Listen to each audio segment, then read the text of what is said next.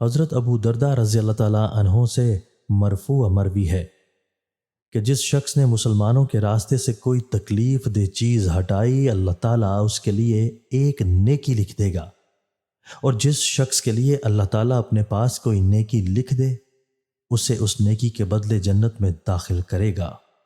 حضرت ابو ہریرہ رضی اللہ تعالیٰ عنہ سے مرفوع و مروی ہے کہ رسول اللہ صلی اللہ علیہ وآلہ وسلم نے فرمایا، مجھ سے کون شخص یہ کلمات سیکھ کر ان پر عمل کرے گا، یا اس شخص کو سکھائے گا جو ان پر عمل کرے۔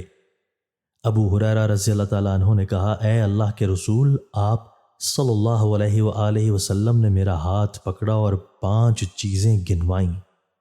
فرمایا، محارم، حرام کاموں سے بچو، تم انتہائی عبادت گزار بن جاؤ گے۔ اللہ تعالیٰ نے تمہارے لیے جو مقدر کر دیا اس پر راضی ہو جاؤ، تم سب سے زیادہ غنی ہو جاؤ گے۔ اپنے پڑوسی سے نیکی کرو، تم مومن بن جاؤ گے۔